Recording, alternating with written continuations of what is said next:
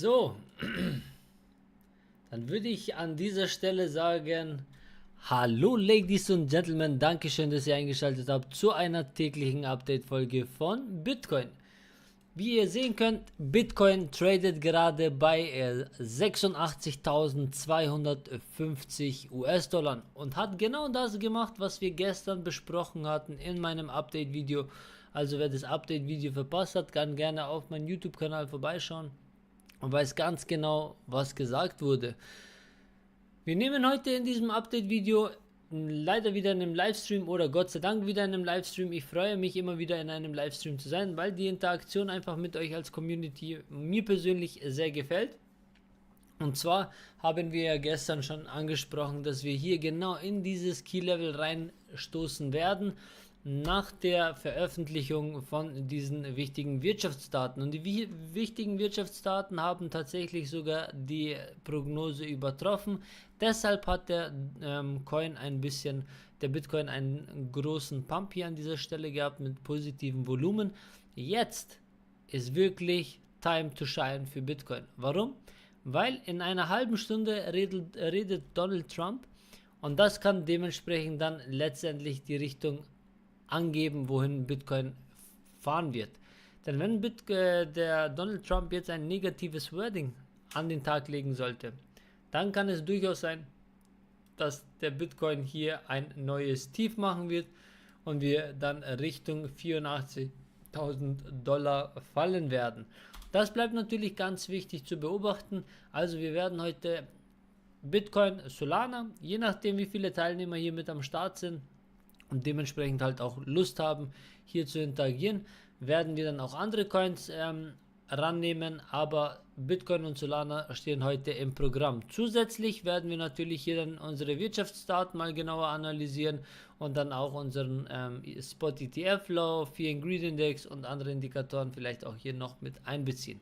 Also dranbleiben lohnt sich. Ich würde sagen, wir starten dann gleich hier los und schauen uns hier an dieser Stelle erstmal die Wirtschaftsdaten an. Super. Jetzt habe ich schon einmal alles weggeklickt. Jetzt tun wir mal ganz kurz nur die relevanten Sachen hier nochmal einblenden. Und zwar sehen wir in dieser Woche folgende Sachen. Und zwar haben wir ja heute schon einmal einen positiven Punkt hier hingelegt. Das hat nichts anderes zu bedeuten, als dass der Markt hier ein Stück weit nach oben geschossen ist. So, der wichtigste Punkt ist, was Donald Trump spricht. Denn er kann mit seinem negativen Wording hier definitiv sehr viel Negatives als auch Positives auslösen. Das heißt, raus aus der Position, Vortex mal, welche Position meinst du? Ich habe zwei Positionen am Laufen, die kann ich jetzt tatsächlich nicht hier in diesem Livestream zeigen. Wenn du Lust und Laune hast, diese Position zu sehen, dann einfach auf Telegram reinjoinen, ist kostenlos. Und zwar kommst du hier einfach rein und schaust hier in diesen meine laufende Positionen Thema und da siehst du meine laufenden Positionen. Also ich habe mehrere laufende Positionen. Ich habe einen Teilprofit tatsächlich herausgenommen aus meiner Long-Position. Was letztendlich jetzt mit dem Kurs passiert, das entscheidet sich meiner Meinung nach in einer halben Stunde oder letztendlich wie bei meiner Chartprognose, ich rechne ab Sonntag, dem 6. April bis Sonntag, den 13. April mit dem nächsten Breakout. Wohin die Reise gehen wird, das werden wir jetzt in diesem Video hier erstmal in Ruhe besprechen. So, wichtige Wirtschaftsdaten, morgen wird es auf jeden Fall auch sehr imposant, also ihr müsst aufpassen, 14:30 Uhr wird ein Knackpunkt sein, denn diese Daten sind auf jeden Fall von hoher Relevanz. Gleichzeitig werden wir dann natürlich auch um 15:45 Uhr nochmal wichtige Daten bekommen, 16 Uhr, also morgen ist der gesamte Tag mit sehr, sehr, sehr starken Informationen bestückt. Darauf müssen wir sehr, sehr gut aufpassen, denn das kann an dieser Stelle durchaus ganz schnell gehen. So, wenn wir unsere Ein-Wochen-Chart anschauen bei unserer Heatmap, dann sehen wir, wir haben hier in diesem Bereich nichts anderes gemacht, als unsere Liquidität Step by Step abgesnackt.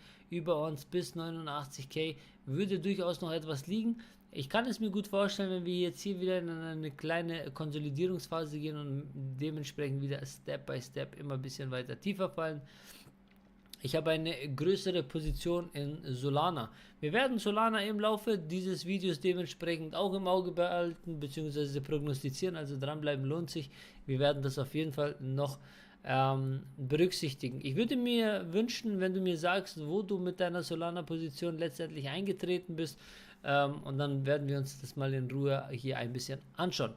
So, über uns die Liquidität gesnackt, also kann es durchaus möglich sein, dass wir erstmal in eine Konsolidierungsphase gehen, beziehungsweise wieder Step by Step ein bisschen weiter nach unten fallen. Und dann werden wir sehen, wo sich die Liquidität dann letztendlich aufbaut. Denn wenn wir unsere Liquidation Heatmap anschauen, dann sehen wir, dass unter uns erstmal Bitcoin durchaus mehr an Liquidität in greifbarer Nähe hat als über uns. Wenn wir die 30-Tages-Darstellung anschauen, dann sehen wir, dass bis wir 87.700 bzw. 84.200 bis zu diesen Leveln ist einfach liquiditätstechnisch nicht viel zu holen. Ich denke, wenn wir in diesen Ranges hin und her ein bisschen pendeln, könnte durchaus hier mehr Volumen generiert werden, welches dann letztendlich bei dem nächsten Breakout liquidiert werden könnte. Also, mich würde interessieren, wenn ihr hier einfach mal unten ins Kommentarfeld reinschreiben würdet, was denkt ihr? Wird der Bitcoin jetzt Richtung 89k gehen und sich diesen Liquiditätsblock mit 3 Milliarden snacken, oder werden wir einen Step weiter nach unten gehen auf die 83 bzw. runter bis zu den 80.000, um dementsprechend hier 4 Milliarden abzusnacken? Meine Strat sagt, dass es short geht, aber die Trump-Sache ist halt real. Richtig, Trump hat auf jeden Fall an dieser ganzen Geschichte ein Wörtchen mitzusprechen. Vortex, ich würde mich freuen, wenn du, wie gesagt, hier in unsere Community reinkommen würdest und einfach mal ganz kurz deine Strategie äußern könntest. Ich würde mich freuen, wenn wir hier in diesem Talk-Channel konstruktiv uns austauschen können, was dann letztendlich deine Strategie ist und womit du rechnest, denn wenn wir als Community gegenseitig unser Wissen aufstocken, kann es durchaus interessant werden. Wenn wir auf unsere Bookmap mal einen kleinen Blick werfen, dann sehen wir, dass wir bis 88.000 erstmal keinen großen Widerstand haben. Erst bei 88.000 bis 89.200-300 haben wir durchaus einen Widerstand. Von 88.000 bis hoch zu 89.300 würde ich sagen, haben wir hier roundabout zu 600-700 Bitcoins, die darauf warten, abverkauft zu werden. Das kann also bedeuten, dass wir durchaus einen kleinen Peak hier nach oben machen, um dann final eventuell wieder nach unten zu schießen. Denn entlang dieser Widerstandslinie haben sich mit Sicherheit sehr, sehr viele Short-Positionen gebildet. Also wäre es für den Markt vielleicht gar nicht mal so verkehrt, wenn wir hier einmal in unser bullisches Target 92.000 US-Dollar reintauchen und dann wieder tiefer fallen. Sollten wir aber unseren Widerstandsbereich, den wir ja gestern nach oben überschritten haben, also hier genau wo diese Absperrung sich befindet, nach oben überschreiten, diese am besten Fall noch retesten, Leute, dann sehen wir uns höchstwahrscheinlich ganz, ganz schnell wieder in unserem bullischen Target. Die Long-Position wäre dann massiv im Plus. Ich habe aber tatsächlich an diesem Bereich hier bereits 25% meiner Profite realisiert. Der eine oder andere wird sich denken, hey, warum hast du das gemacht? Dein Entry ist ja sowieso bei 81.000, also bist du doch ganz, ganz weit entfernt von deinem Entry. Ja, Leute, das stimmt an dieser Stelle, aber ich möchte einfach sicheres Geld in meiner Tasche haben, und erst Cash auf Tash ist wirklich was Wahres, und darum habe ich jetzt dementsprechend hier 25% realisiert, denn erst wenn wir hier nochmal runterkommen, werde ich meine Position meinetwegen nochmal neu aufbauen, um den finalen Breakout hier nach oben zu sehen.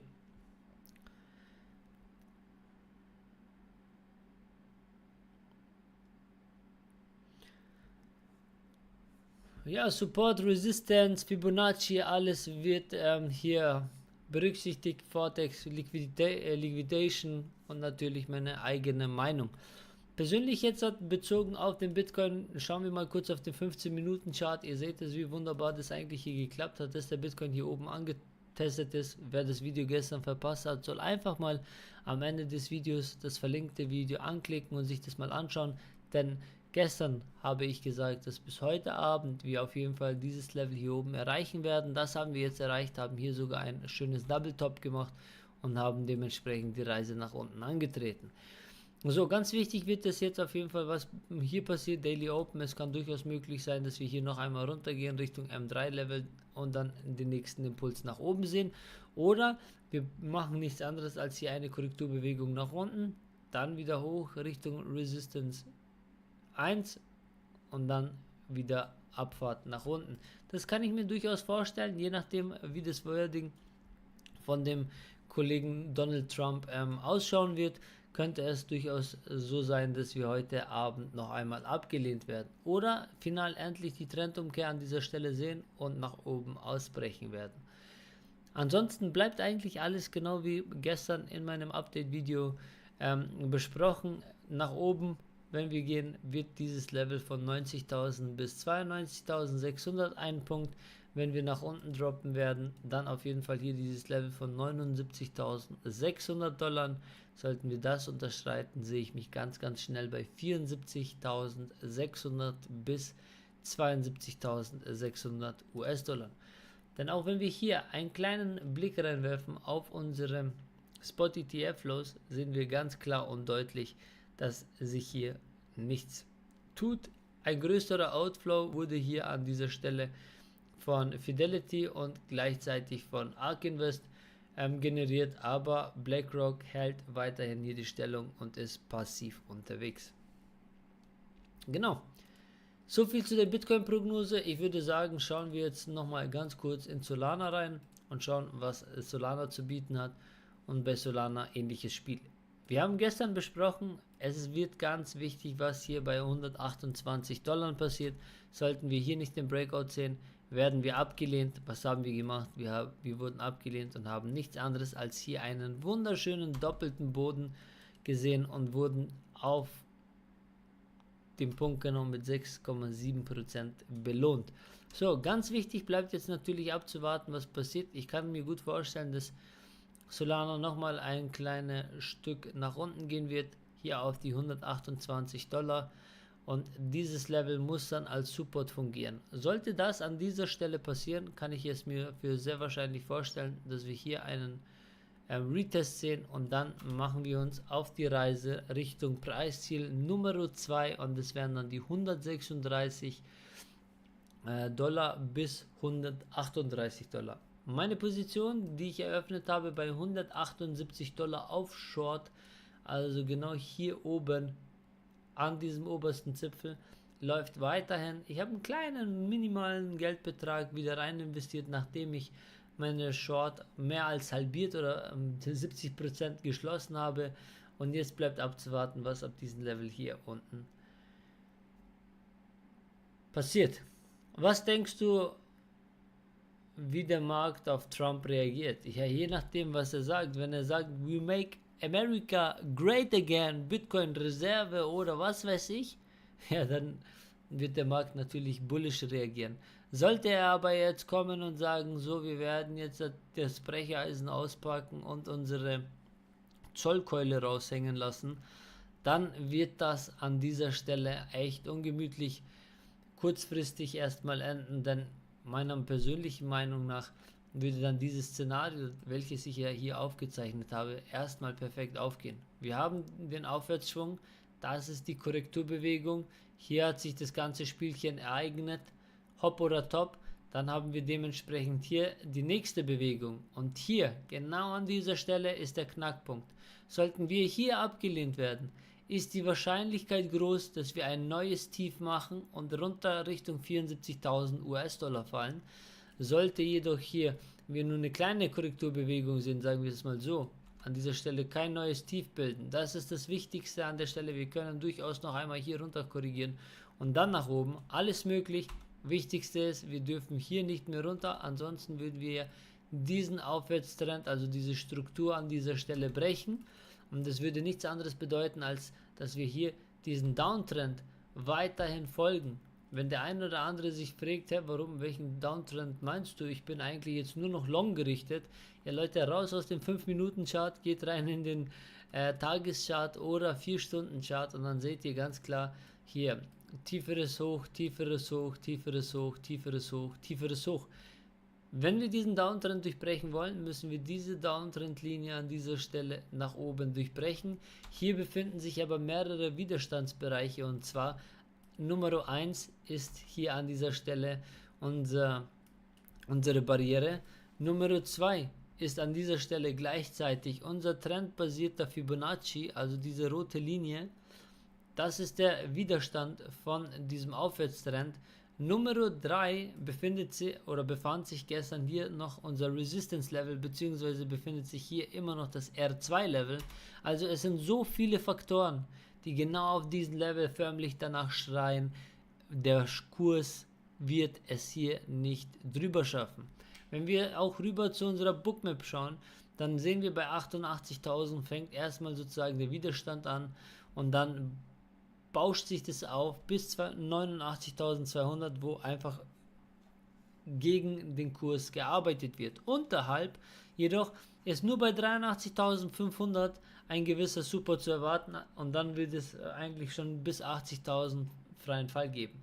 Also darauf müsst ihr auf jeden Fall achten, denn das wird auf jeden Fall jetzt hier sehr, sehr relevant. Hat jemand eine Ahnung, ob irgendwo das übertragen wird, wo Donald Trump spricht? Dann ansonsten, falls das der Fall ist, werde ich das auf jeden Fall hier in diesem Stream ergänzen für den einen oder anderen, der vielleicht hier neu ist. Schaut doch gerne einfach auf YouTube vorbei, denn auf YouTube werdet ihr den ganzen Livestream dann komplett mit Donald Trump sehen. Vortex schreibt auf TikTok: Ich bin dir ehrlich, bin absolut kein Fan von Fibo, da es immer gleich ist und du dich nicht darauf verlassen kannst. Also Vortex, da muss ich dir komplett reingrätschen, und zwar, ich arbeite grundsätzlich in meinen Prognosen fast nur mit Fibonaccis, trendbasierten, allem drum und dran. Die ganze Welt dreht sich um Fibonacci, selbst die Natur dreht sich um Fibonacci. Wenn du mir nicht glaubst, dann gerne einmal auf YouTube eingeben, Fibonacci und Natur, Dokumentation, und dann wirst du sehen, in was Fibonacci alles drin ist. Selbst die Pyramiden damals wurden auf der Grundlage von Fibonacci erbaut, also das hat wirklich ganz, ganz, ganz tief weitreichende Bedeutung auf diesem Planeten. Und wenn du natürlich mit anderen Techniken bessere Erfolge erzielen konntest, das ist natürlich dann sehr positiv für dich zu bewerten, aber in meinen Augen ist Fibonacci aus meiner Prognosetechnik überhaupt nicht wegzudenken. So, könnt ihr mir bitte einmal einen Kommentar hier unten reinposten und sagen, wisst ihr, wo Donald Trump heute auftreten wird, oder wird es auf YouTube eventuell sogar übertragen? Falls ja, ich mache mich mal ganz kurz auf die Suche und schau mal, wo Trump heute sprechen wird, dann schauen wir uns das gemeinsam natürlich an.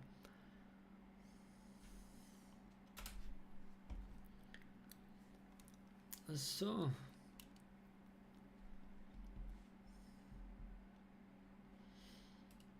Ich werfe mal ganz kurz einen Blick hier rüber auf NBC News. Da wird wahrscheinlich wieder Trump kommen. Beziehungsweise ich würde mich freuen,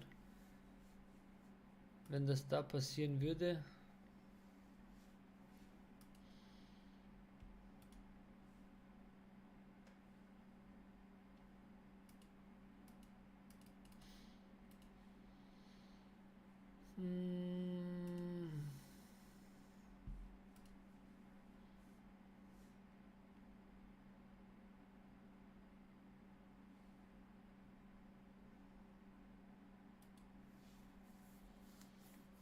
Ah ja, und übrigens, Elon Musk wird von seinem Amt abtreten. Das bedeutet, insofern, dass der Markt beflügelt bzw. positiv aufnimmt, kann das durchaus möglich sein, dass das hier wieder ein paar positive Impulse oder bzw. hohe Volatilität an diesem Punkt auslösen wird.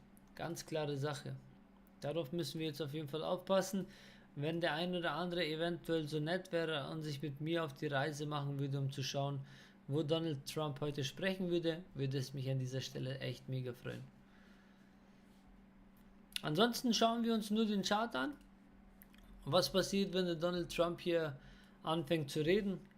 Und ja, ich würde aber euch diesbezüglich gerne noch ein Bild liefern, Falls ihr mir bei der Suche helfen könntet, wäre ich auf jeden Fall euch sehr verbunden dafür.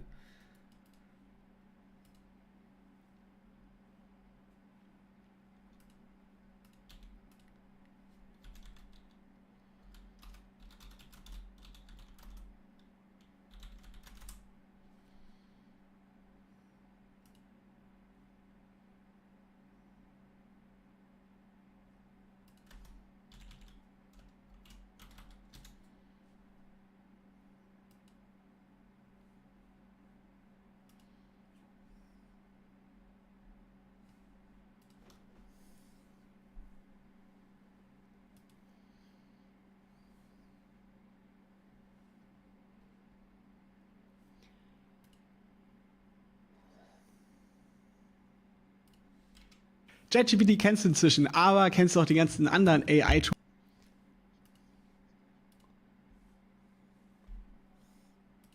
So, anscheinend wird es auf NTV gezeigt, dann werden wir dementsprechend auch auf NTV das Ganze in deutscher Ausführung mal anschauen und dann schauen wir mal letztendlich, was da gesprochen wird.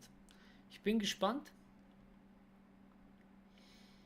was jetzt in 9 Minuten auf uns zukommen wird. Ich würde euch sehr, sehr gerne an dieser Stelle auch meine persönlichen Trades zeigen, aber ich bin gerade dabei, einen Versuch zu starten, denn meine persönliche Meinung tut an dieser Stelle der YouTube-Algorithmus meinen Kanal um einiges drosseln und ich habe den Verdacht, dass dies passiert aufgrund dessen, weil ich meine Shorts bzw. Long-Positionen mit euch auf YouTube teile.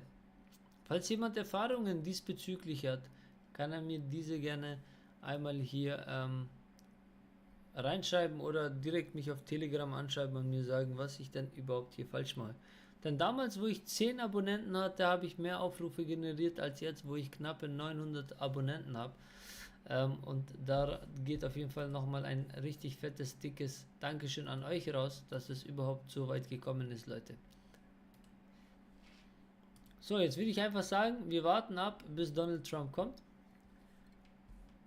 Und wenn ihr Lust und Laune habt, irgendeinen anderen Coin hier zu prognostizieren oder anzuschauen, dann sagt es mir gerne hier einmal.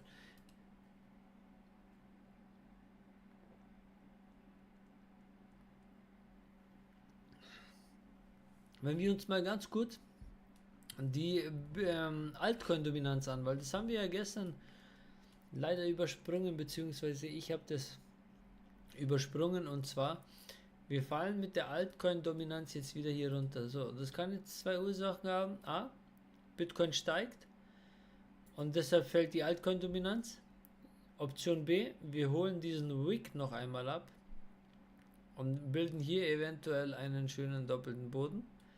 Option C, der Bitcoin steht kurz vor einem richtig fetten Breakout und darum ziehen viele Marktteilnehmer eventuell ihr Geld aus den Altcoins raus und stecken es eher in sicherere Assets, wie zum Beispiel Bitcoin, Gold und Co.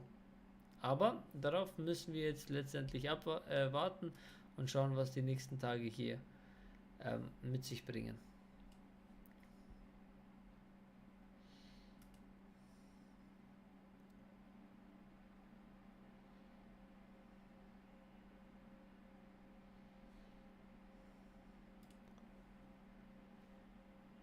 So.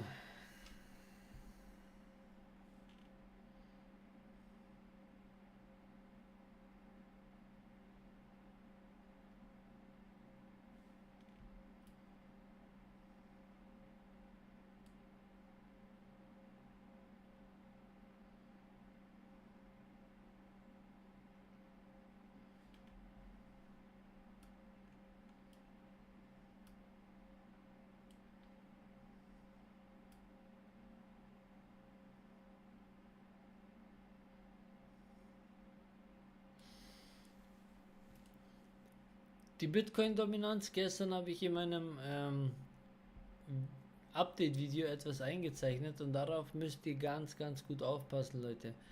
Auf die Dominanz ist es zwar nicht so gut anzuwenden, aber wir müssen trotzdem vorsichtig sein, denn wir sehen hier an dieser Stelle, dass die Bitcoin-Dominanz volumentechnisch am Abnehmen ist, aber gleichzeitig hier die ganze Zeit am Ansteigen ist. Das kann in meinen Augen einfach aus charttechnischer Sicht bedeuten, dass wir hier eine Bärenfalle haben, und gleichzeitig sehen wir ja auch, dass hier unser RSI in diesem Bereich seinen Peak erreicht hatte, und wir sind jetzt gerade um einiges höher und sind aber viel tiefer.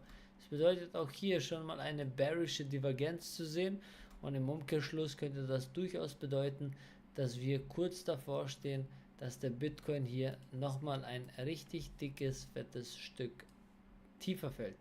Ganz wichtig ist dabei genau dieses Level, wo wir uns gerade hier befinden. Und darum wird es gerade auch so interessant, was passiert, wenn der Bitcoin-Kurs jetzt nach dem Wording von Donald Trump hier in die endlose Tiefe fällt.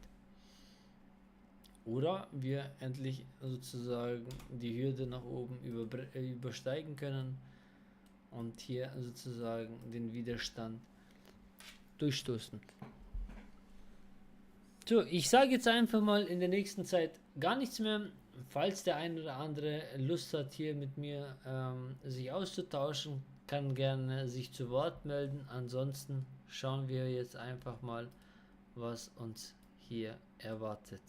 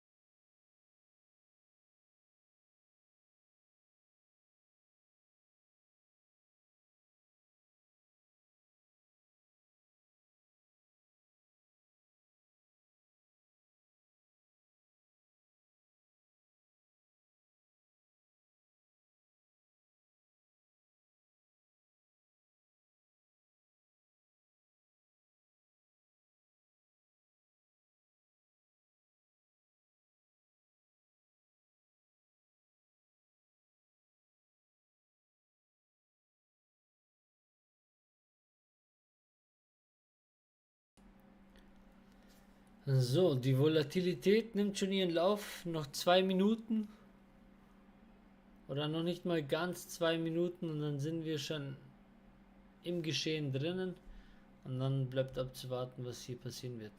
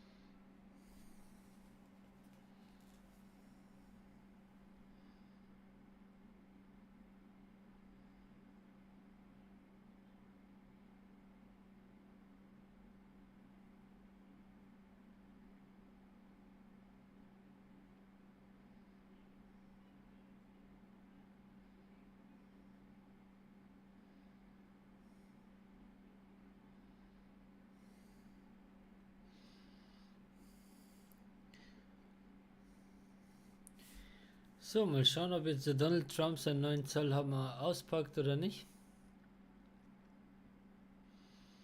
Der Kurs entwickelt sich bereits jetzt schon erstmal kurzfristig in unsere Wunschrichtung. Also 0,26% sind wir jetzt schon abgelehnt worden. Jetzt bleibt halt abzuwarten, was hier auf uns zukommt. Ich habe tatsächlich einen vermeintlichen Livestream gerade offen. Ihr hört mit Sicherheit schon im Hintergrund ein bisschen die Melodien. Ab jetzt müsstet ihr diese Melodien hören. Aber gerade eben passiert noch tatsächlich nicht viel.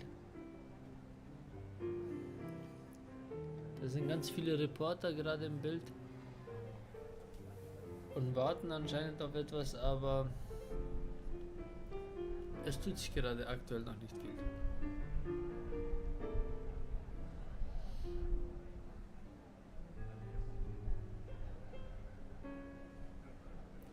Ganz wichtig wird natürlich jetzt hier, was passiert, denn wir haben ja hier an dieser Stelle nichts anderes gemacht als einen doppelten Boden. Also ihr seht es hier wunderbar. Breakout nach oben, technisches Preisziel, Neckline bis zum Boden. So, oben ansetzen, das wäre das technische Preisziel. Wir haben 75% von diesem Preisziel bereits schon erreicht. Jetzt bleibt halt wichtig abzuwarten, was hier passiert. Es kann durchaus möglich sein, dass wir hier runter droppen, Retest, und das wäre eine Möglichkeit. Bitte nicht einfach jetzt blind reintraden.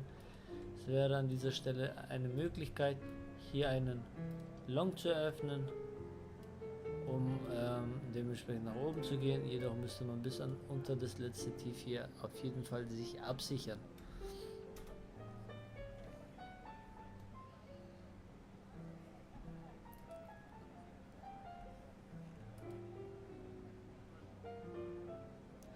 Kenny, servus, Dankeschön, dass du da bist. Ich würde mich freuen, wenn du einfach mal auf YouTube vorbeischaust, dort ein Like und ein Abo da lässt, falls dich diese Thematik Krypto und alles interessiert. Ja, das ist Bitcoin.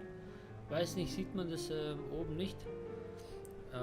Das ist Bitcoin. Wir warten darauf, was Donald Trump hier letztendlich zu sagen hat. Denn wenn Donald Trump hier die Zollkeule raushängen lässt, dann wird es auf jeden Fall noch einmal sehr unbequem. Falls du auch nach einer Community suchst, gerne bei mir in den Telegram-Kanal reinkommen. Dort siehst du auch meine persönlichen Trades, die am Laufen sind. Hier hast du sämtliche Sachen, ein Talk-Channel, meine YouTube-Update-Videos jeden Tag von Montag bis Freitag werden hier gepostet. Meine laufenden Positionen seit neuestem poste ich dort rein, damit ihr seht, wie die Positionen gerade aktuell unterwegs sind, da ich der Meinung bin, dass eventuell der YouTube-Algorithmus hier ein bisschen mir Gegenwind bietet, wenn ich diese öffentlich auf YouTube darstelle. Genau. Ansonsten meine Profitzone, wo ich immer meine Profits zeige, wie viel Prozent ich im Plus bin. Also, wenn du nach einer Community suchst, immer gerne hier reinkommen. Ich habe auch immer für meine Community ein offenes Ohr. Solltest du Fragen haben, jederzeit kannst du sie mir gerne stellen. Ich bin da für euch.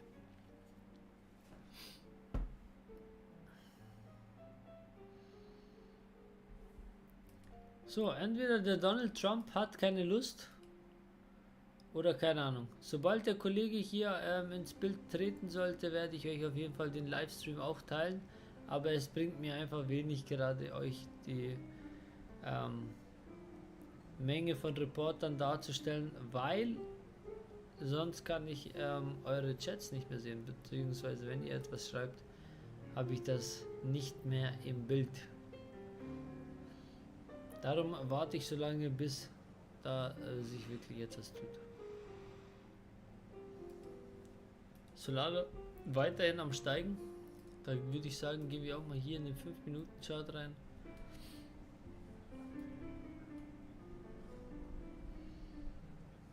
Also Solana weiterhin gut unterwegs. Der BGB-Coin, wie letztes Mal im Update-Video auch besprochen, habe ich ja gesagt, Wir werden in unsere erste Preissteigerezone eintauchen. Haben wir gemacht. Und jetzt bin ich hier rübergefahren und hier würde ich mal lang eröffnen. So, jetzt passiert etwas.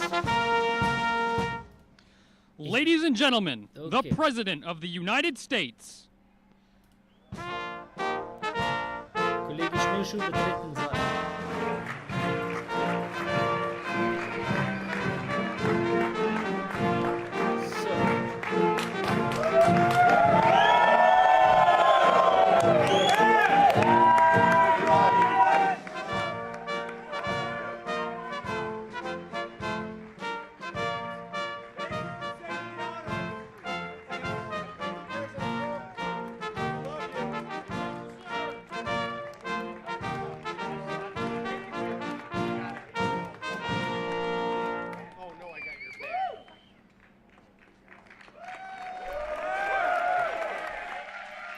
Let's see what happened.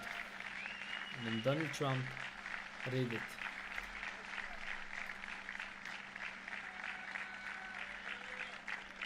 Thank you very much. Kameramann komplett abgelenkt. Thank you. Nice crowd. What a good-looking group of people. Well, we have some very, very good news today, and a lot of good things are happening for our country. Please sit down. Ich hoffe, ihr hört alles. My fellow Americans, Gute this is Lautstärke. Liberation Bitte Day. noch auf YouTube schreiben, dann Waiting for a kann long ich time. Kommentare lesen. April 2nd, 2025 will forever be remembered as the day American industry was reborn, the day America's destiny was reclaimed, and the day that we began to make America wealthy again. Going to make it wealthy, good and wealthy. For decades, our country has been looted, pillaged, raped, and plundered by nations near and far, both friend and foe alike. American steel workers, auto workers, farmers, and skilled craftsmen. We have a lot of them here with us today. They really suffered gravely. They watched in anguish as foreign leaders have stolen our jobs, foreign cheaters have ransacked our factories, and foreign scavengers have torn apart our once beautiful American dream. We had an American dream that you don't hear so much about. You did 4 years ago, and you are now, but you don't too often, and for many years and decades even, you didn't hear too much about. Our country and its taxpayers have been ripped off for more than 50 years, but it is not going to happen anymore. It's not going to happen. In a few moments, I will sign a historic executive order instituting reciprocal tariffs on countries throughout the world. Reciprocal, that means they do it to us and we do it to them. Very simple, can't get any simpler than that. This is one of the most important days, in my opinion, in American history. It's our declaration of economic independence for years. Du willst wissen, welcher Akkuschrauber der richtige für dich ist? Nein, wir möchten nicht wissen. Ich möchte wissen, Mit was uns Donald triffst Trump du sagt. die richtige Entscheidung. Du startest To prosper, and in so doing use trillions and trillions of dollars to reduce our taxes and pay down our national debt, and it'll all happen very quickly. With today's action, we are finally going to be able to make America great again, greater than ever before.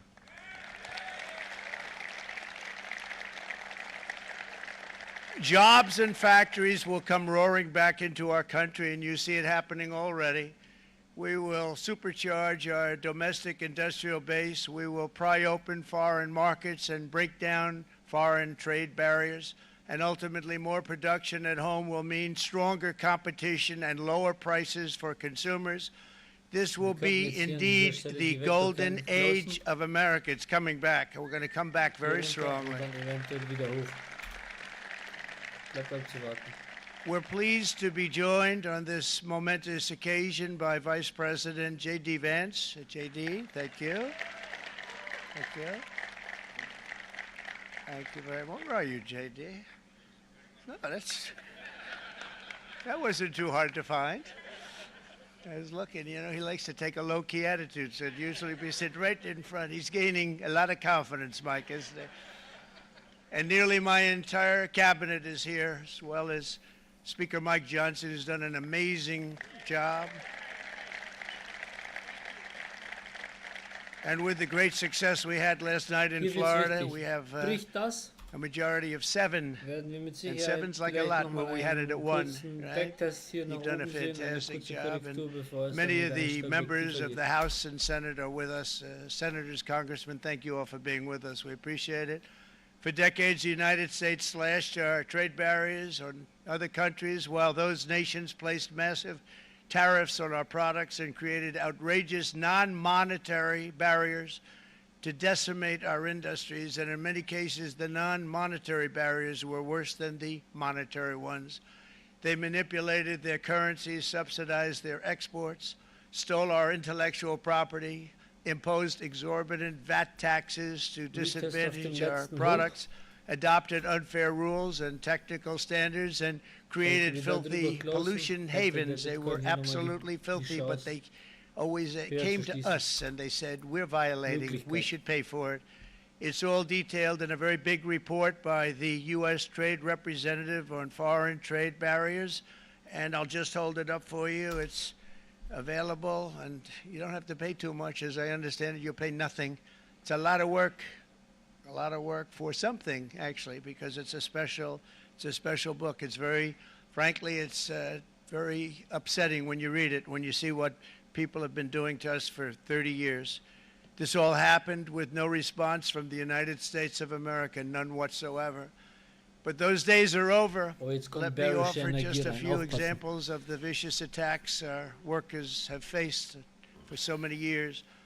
The United States charges other countries only a 2.4 tariff on motorcycles. Meanwhile, Thailand and others are charging much higher prices, like 60%. India charges 70%. Vietnam charges 75%, and others are even higher than that. Likewise, until today, the United States has for decades charged a 2.5 tariff.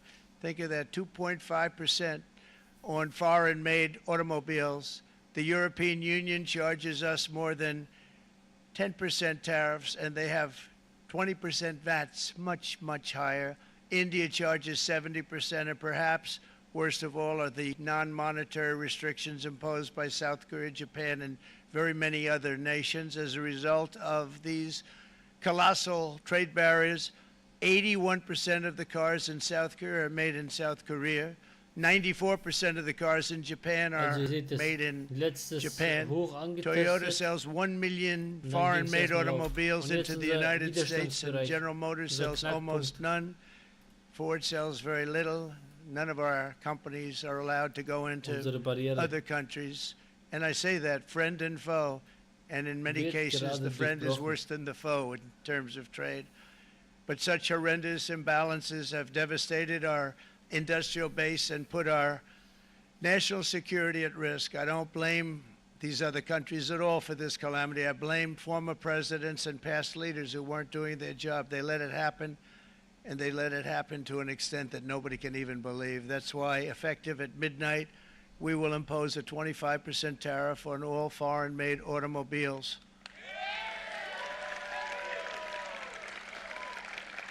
Thank you. Brian, I'd like to have you come up here for a second, okay? I just see him sitting. He's been a fan of ours, and he understands this business a lot better than the economists, a lot better than anybody. Brian, say a few words, please, would you? Thank you. It's a great honor. Thank you, Mr. President. I grew up just north of Detroit, Michigan, in Macomb County, known as the home of the Reagan Democrats. My first vote for president was for Ronald Reagan. I thought that was going to be the best president I ever saw in my lifetime until Donald J. Trump came along. I have watched my entire life, I have watched plant after plant after plant in Detroit and in the Metro Detroit area close. There are now plants sitting idle. There are now plants that are underutilized, and Donald Trump's policies are going to bring product back into those underutilized plants. There's going to be new investment. There's going to be new plants built. And the UAW members, and I brought 20 of them with me, they're sitting right over here. We support Donald Trump's policies on tariffs. 100%. So, Mr. President, we can't thank you enough. And in 6 months or a year, we're going to begin to see the benefits. I can't wait to see what's happening 3 or 4 years down the road. Thank you, Mr. President. What a great guy. He got it right from the beginning. He got it before almost anybody else. This group over there, they got it too. And, you know, we won the state of Michigan. We won almost all of them. But we won Michigan by a lot, and I want to just thank you all. The auto workers were fantastic. The Teamsters were fantastic. Everyone was pretty good, I will tell you. Thank you very much. I appreciate it.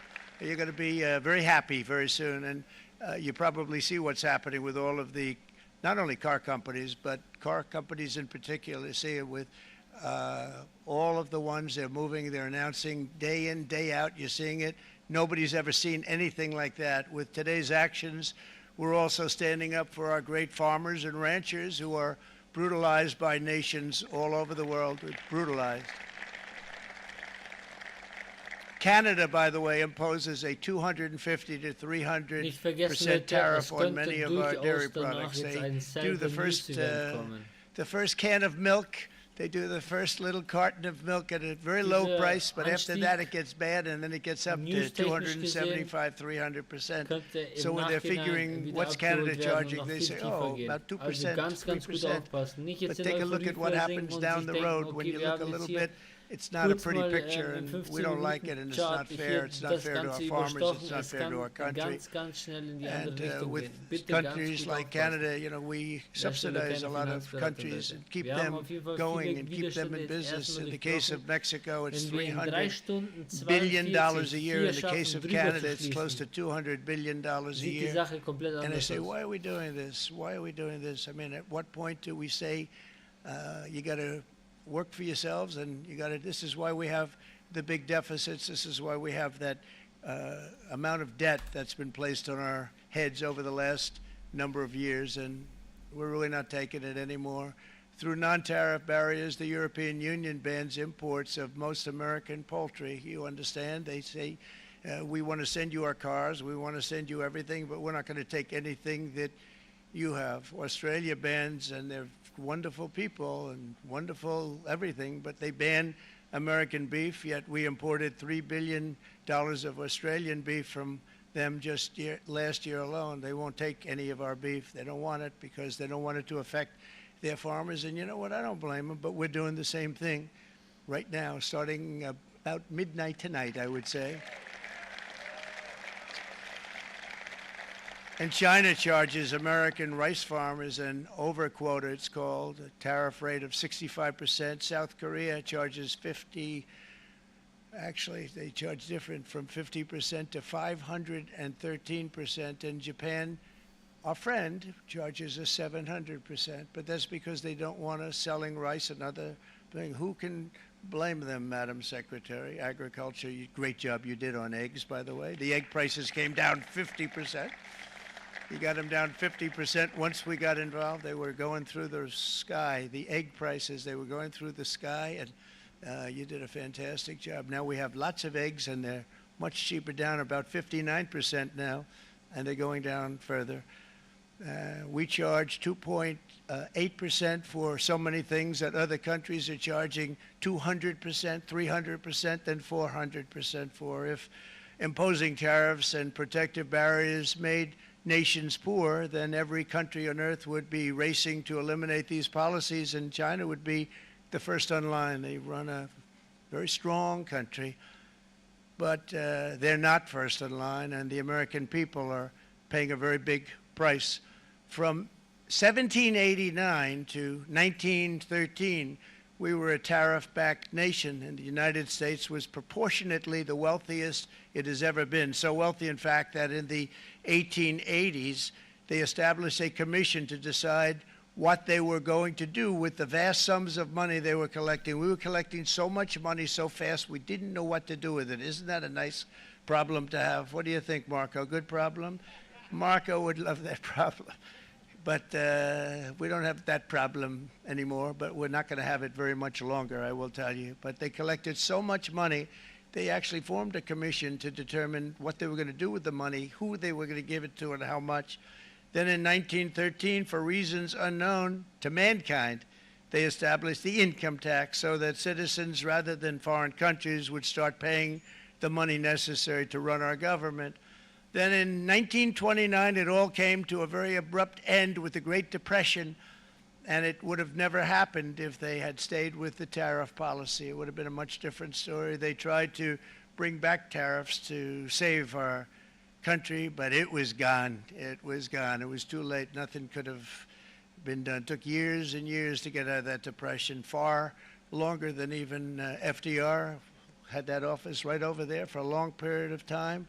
The ramp system, that's rather intricate, was built because of him, and every time you walk up, you think of him, and he did a great job in many ways, but it lasted long beyond his terms, as you know.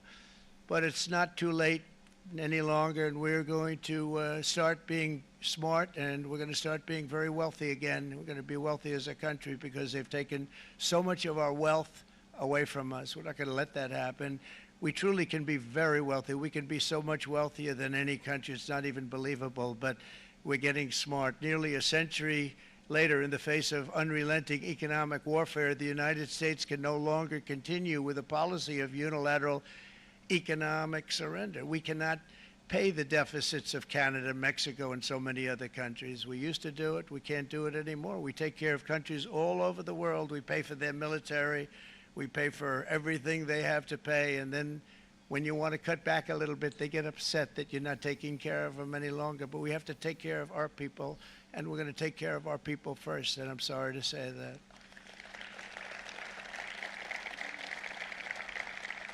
And today we're standing up for the American worker, and we are finally putting America first.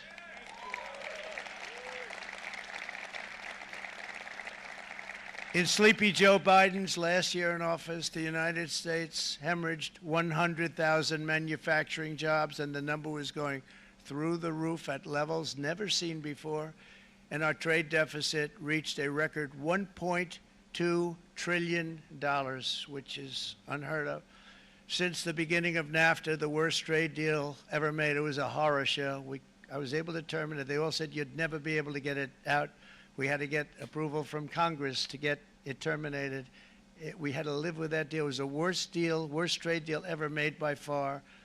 But since the very beginning of NAFTA, our country lost 90,000 factories. Think of what that is, 90,000. Think about putting a map up and putting tax on it. You wouldn't have enough room. 90,000. I said, is that possible? We had it checked 4 different times, and it was actually somewhat higher than that. And 5 million manufacturing jobs were lost while racking up trade deficits of $19 trillion. That was the worst trade deal ever made.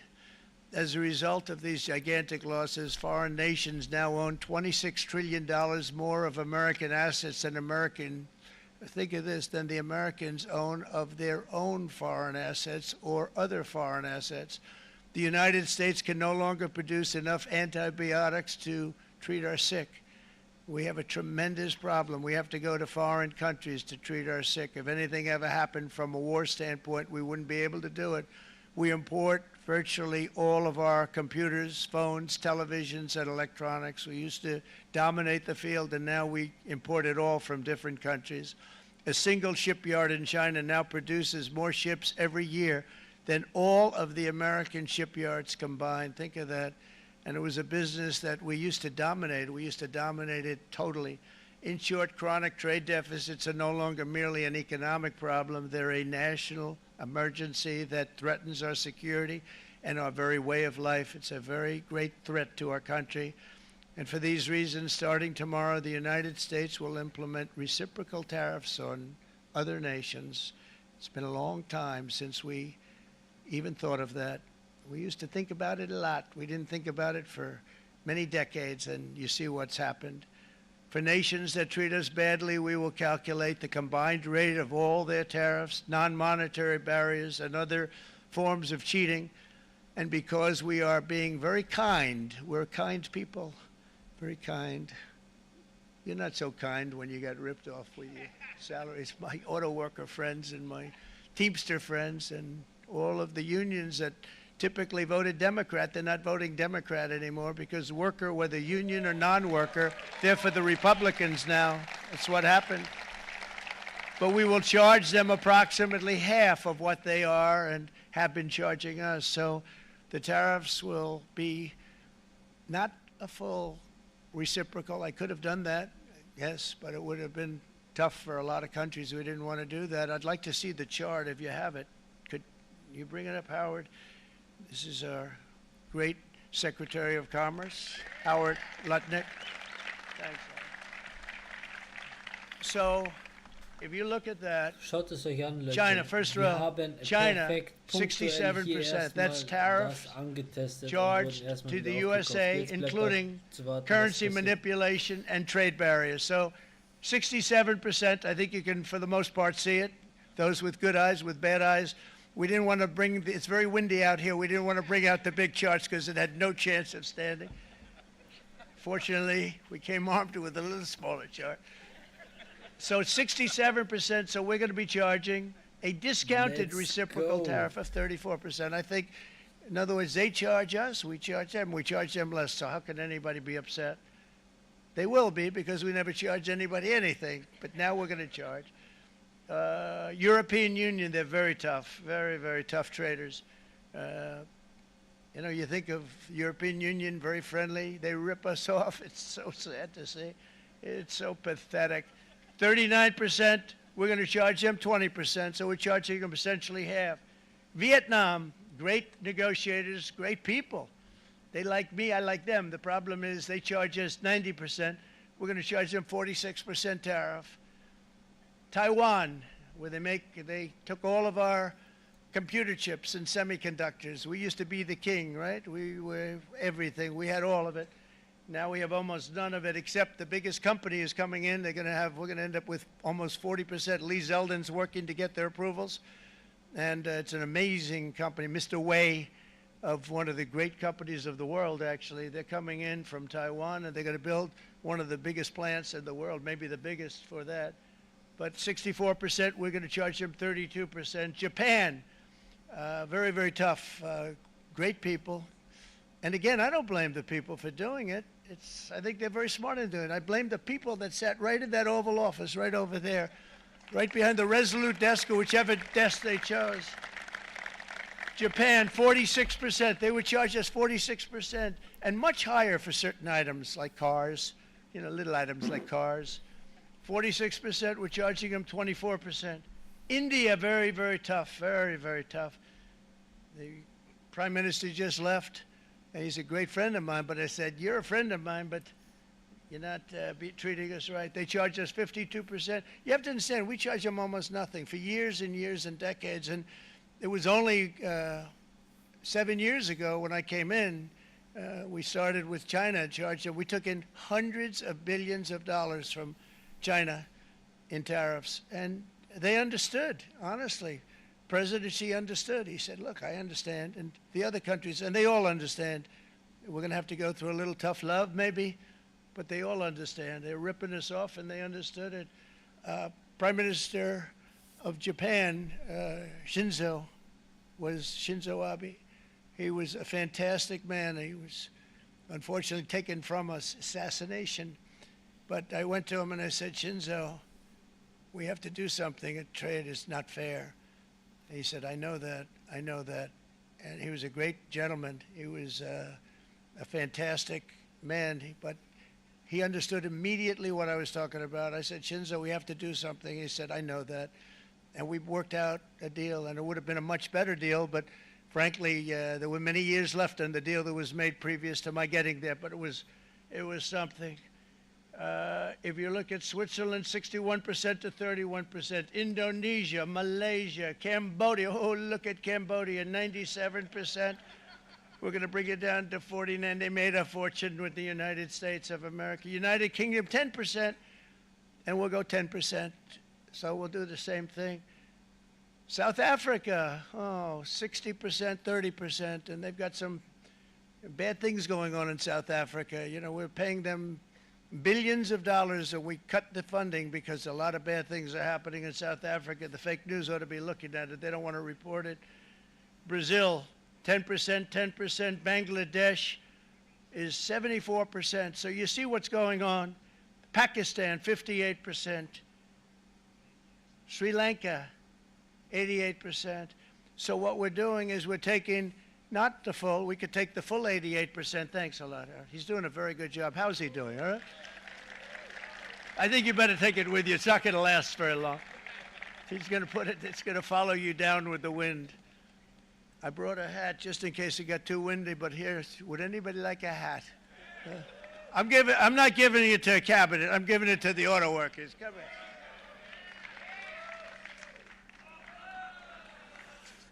Thank you, fellas. Get it. That's it.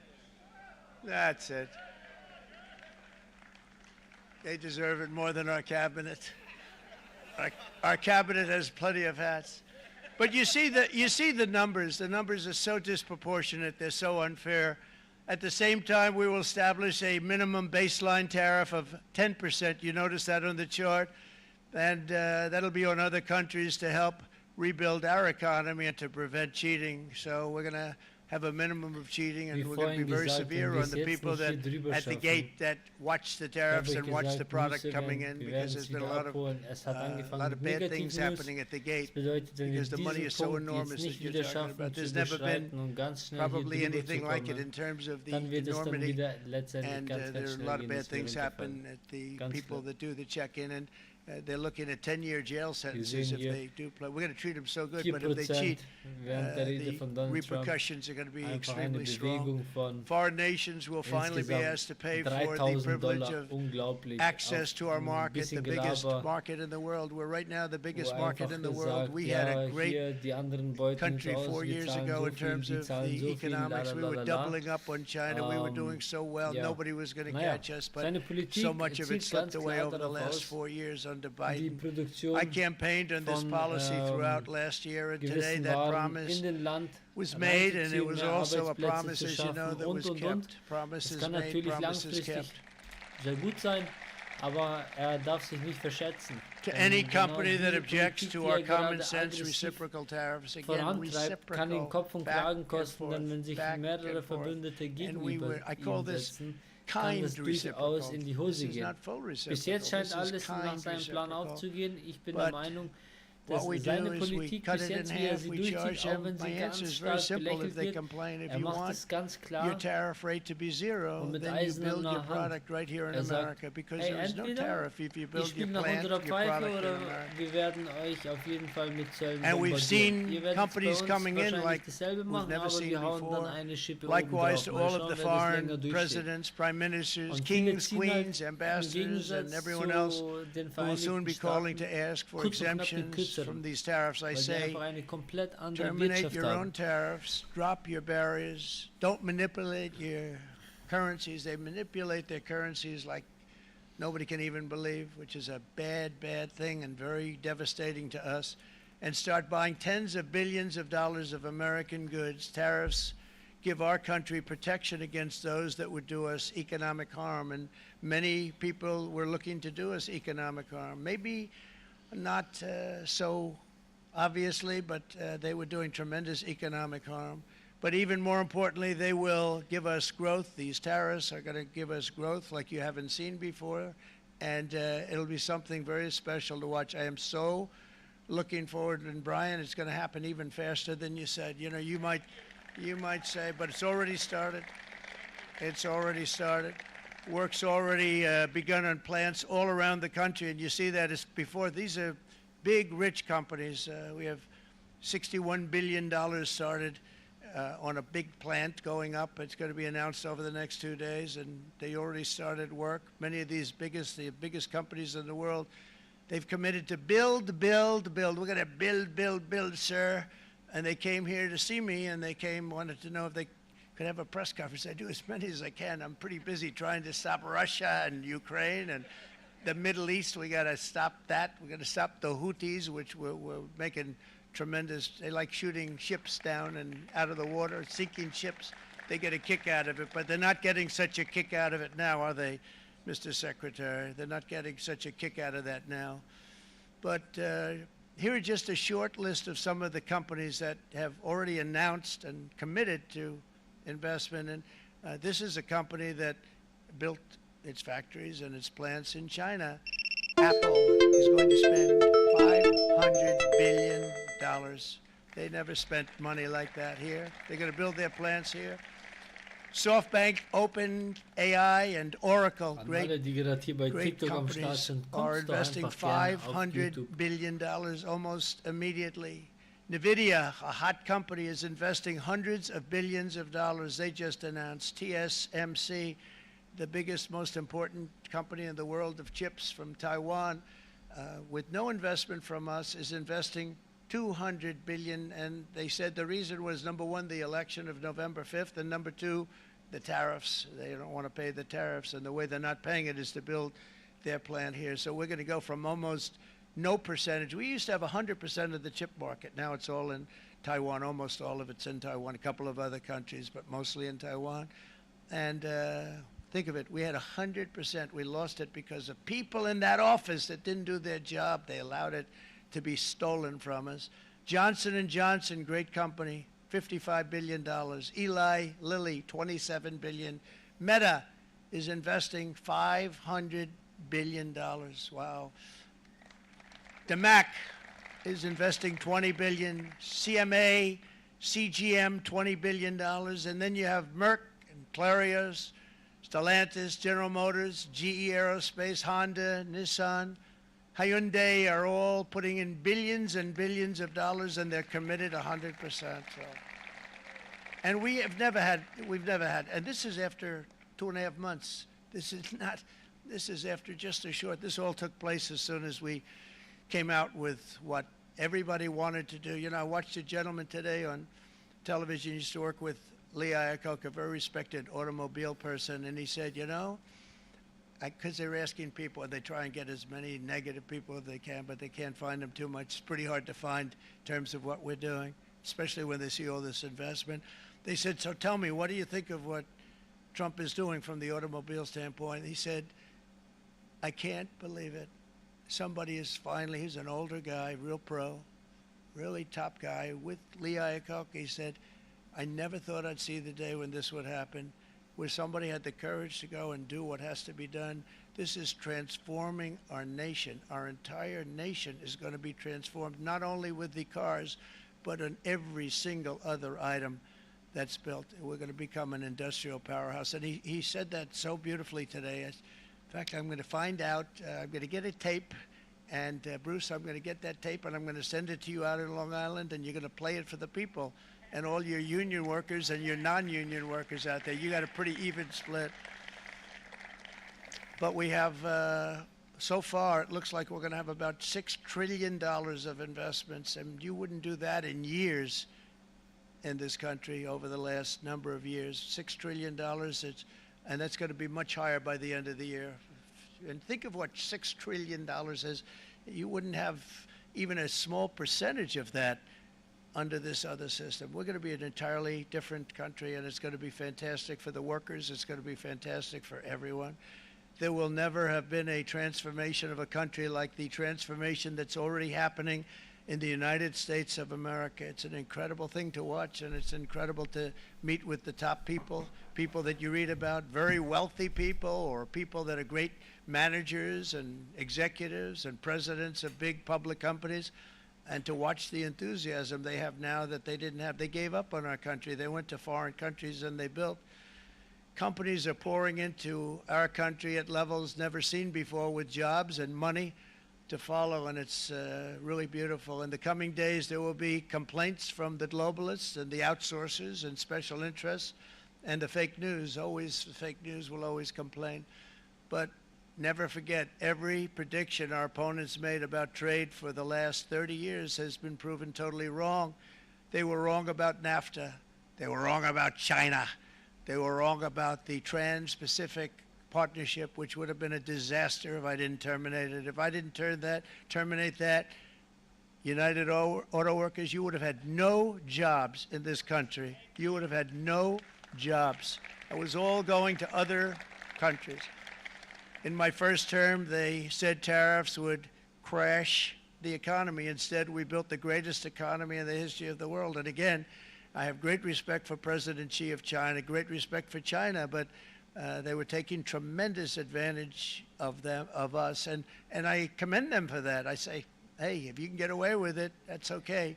But, you know, they understand exactly what's happening, and they probably, most of them are saying it's about time they did something, but, and they're going to fight, and they're going to fight fair. Everyone's going to fight. You know, it's like, I say to the leaders, look, you got to take care of your country, but we have to start taking care of our country now. We can't do what we've been doing for the last 50 years. From the day of my election, the stock market went up in my first term 88%, with NASDAQ going up 155%, more than any president has ever had in any term in office, by far. And I think we're going to blow that away, and maybe the numbers won't show, but I think they're going to show much better than even those numbers. But what you're going to see is you're going to see activity, that empty, dead sites, factories that are falling down. Those factories will be knocked down, and they're going to have brand new factories built in their place. They're not only talking about renovating, they're talking about brand new, the best anywhere in the world, the biggest anywhere in the world. I have a friend who builds car plants, and I said, I want to see the biggest and the best. He said, well, we have to go to Mexico. I said, no, I want to see it in the United States. He said, we're not building them in there. This is a year and a half ago during the campaign. He said, we're not building it. You'd have to go to Mexico. When I was starting to decide to run, and I went to #1 in the polls very rapidly, I want to say, like let's say in the first hour, and then shortly thereafter, it looked like I was going to win, and the fake news was saying, "Oh no, don't do this." What they don't know is if I didn't win, they would have really been in trouble, because nobody wants to read them anyway. But I tell you what, when it looked like I was going to win, I announced that I was going to be doing exactly what we're talking about today. Great consistency, actually, because I've been talking about it for 40 years, but because I saw what was happening 40 years ago. If you look at my old speeches when I was young, very handsome, my old speeches, and that people would say I'd be on a television show, I'd be talking about how we were being ripped off by these countries. I mean, nothing changes very much. The only thing that changed were the countries, but nothing really changes. But you know, it's why it's such an honor. It's such an honor to be finally able to do this.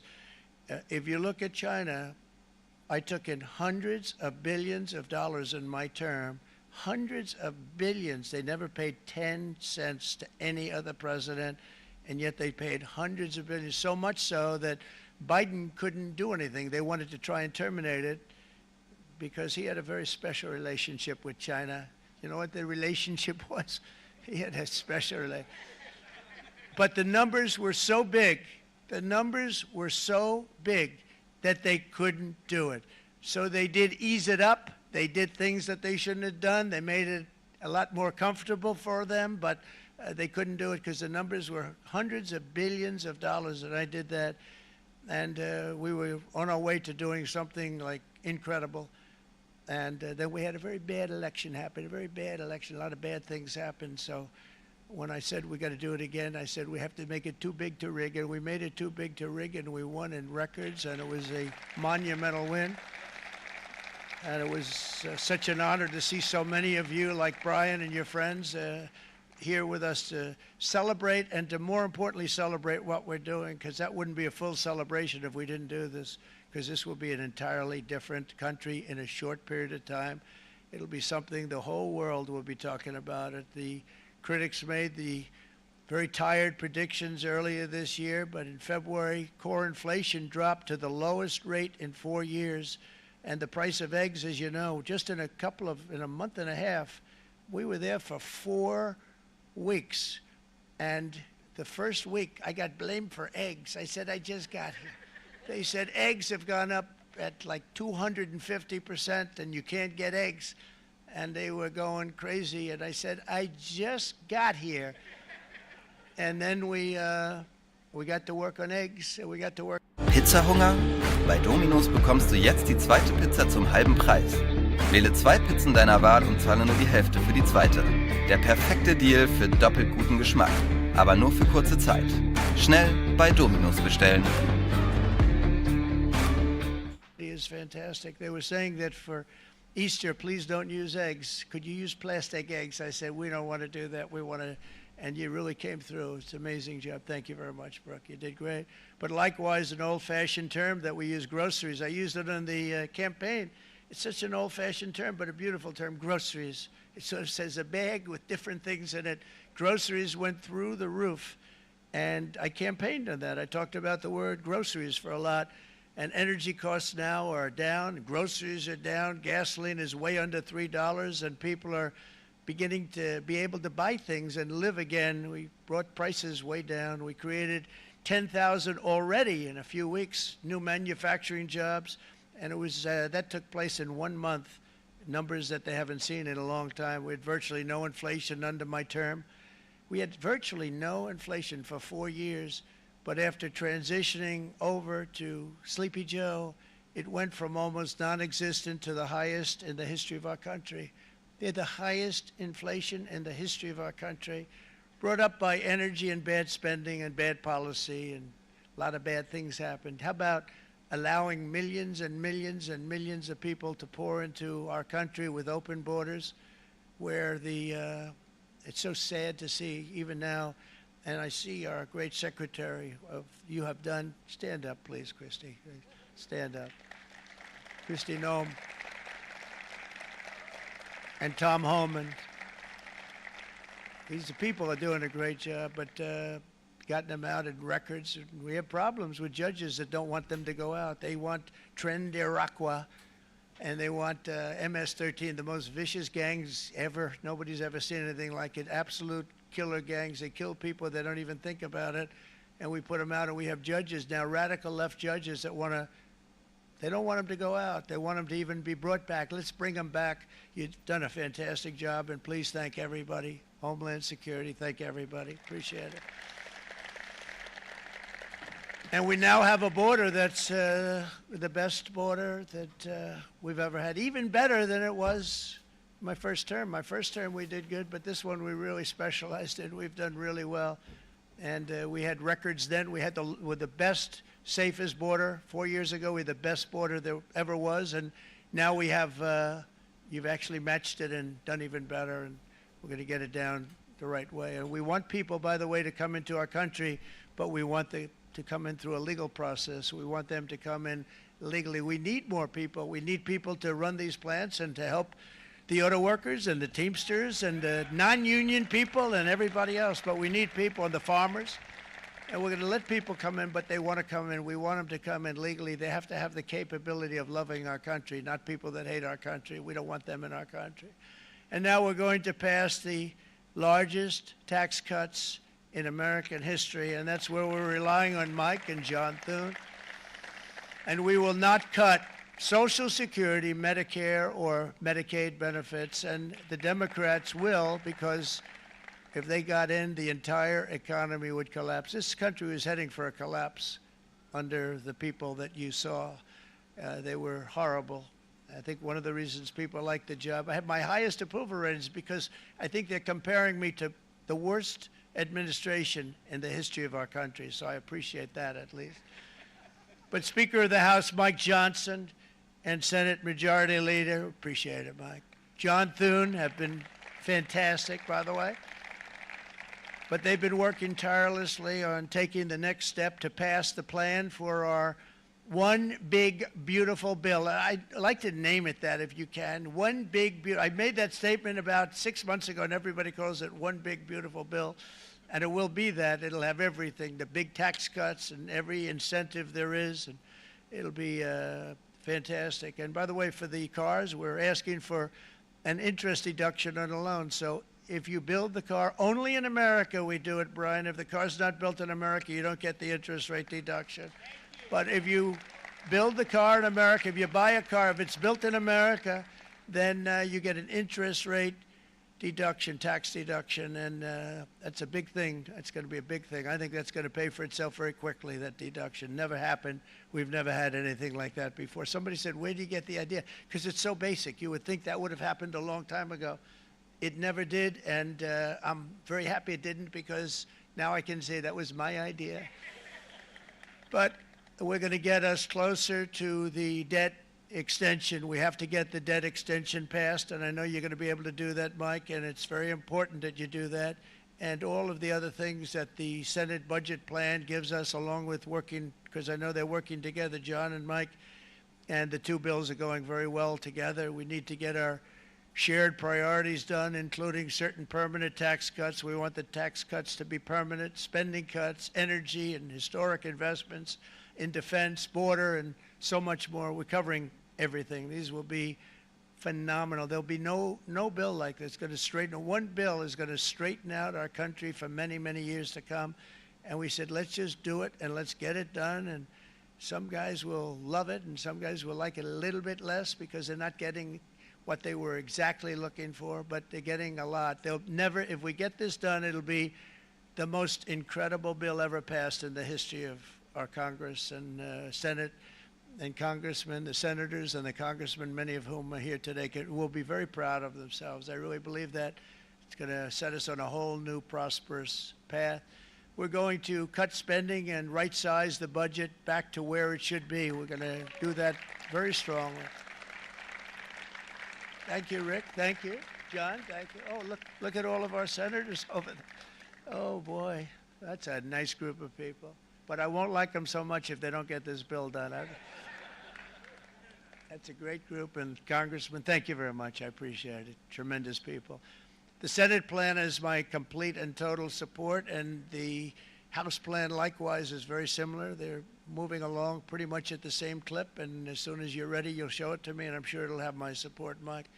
Every Republican congressman and senator must unify. We have to unify. We can't be separated. We have to get it done. We have to get absolutely everything we can, and we have to take care of the American people. That's the only thing that matters. We have to take care of the American people first. We need to pass this bill immediately, get it done, including debt extension. From this day on, we're not going to let anyone tell us that American workers and families cannot have the future that they deserve. We're going to produce the cars and ships, chips, airplanes, minerals, and medicines that we need right here in America. The pharmaceutical companies are going to become roaring back. They're coming roaring back. They're all coming back to our country because if they don't, they got a big tax to pay. And if they do, I'll be very happy, and you're going to be very happy, and you're going to be very safe. We're going to build our future with American hands, with American heart, American steel, and we're going to build it with American pride like we used to. We're approaching our 100th day as president and have been given credit by a lot of people, actually, even some of the fake news, can you believe it? Which in this case hopefully isn't fake, for having done more in that time than any other administration in the history of our country in the first 100 days. I think we've had an amazing, in terms of what we've done, what we've gotten accomplished. I'd like to see if we can get that war ended and another war from not starting in the Middle East.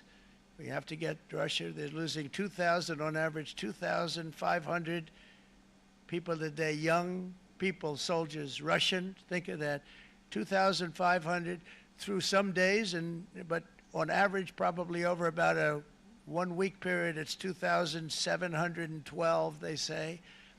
They're losing those soldiers. They're dying. They're being decimated. And they're not from our country, but they're from other countries. But they're human beings. They're from Russia. They're from Ukraine in this period, most of them. And we're going to get it stopped. It's a senseless war that would have never happened if I was president, and it shouldn't be allowed to go on. And I think we're being given good cooperation by Russia and by Ukraine, but we have to get it stopped. It's humanity. It's humanity. It's a terrible thing. This will be a very big moment. I think you're going to remember today. It's going to be a free nation that we're dealing with. We're going to have a very free and beautiful nation. It's going to be Liberation Day in America, and it's going to be a day that hopefully you're going to look back in years to come and you're going to say, you know, he was right. This has turned out to be one of the most important days in the history of our country. God bless you and God bless America. Thank you, everybody. Thank you very much. Thank you. Thank you very much.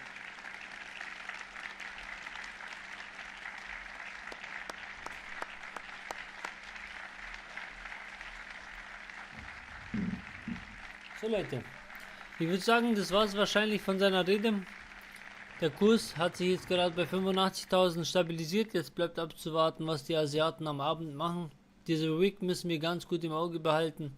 Es kann durchaus möglich sein, dass wir nochmal dieses Level antesten, vielleicht kurz drüber schießen und dann weiter runter. Ich werde den Livestream an dieser Stelle jetzt beenden. Anscheinend geht es weiter, aber Leute, ich muss tatsächlich schlafen gehen, denn morgen wird wieder ein langer Tag. Sollte etwas passieren, werdet ihr auf jeden Fall in der Telegram-Gruppe hier auf dem Laufenden gehalten. Ansonsten würde ich sagen, ich verabschiede mich hier von euch. Wir sehen uns in alter Frische wieder. Und das wird höchstwahrscheinlich erst am Wochenende sein. Diese Woche werde ich heiraten, also wird es morgen wahrscheinlich ein bisschen problematisch sein, was das Online-Gehen betrifft, beziehungsweise Update-Video. Vielleicht morgen werde ich es zeitlich noch schaffen. Ansonsten muss ich mich erstmal für diese Woche bei euch entschuldigen, falls es nicht mehr weiter zu einem Update-Video kommen sollte. Insofern irgendetwas Sinnvolles passieren sollte da draußen oder sehr Relevantes, werde ich es natürlich in meiner Telegram-Gruppe posten. Hast du Lust, diesen Kanal ein bisschen zu unterstützen? Komm in die Community rein.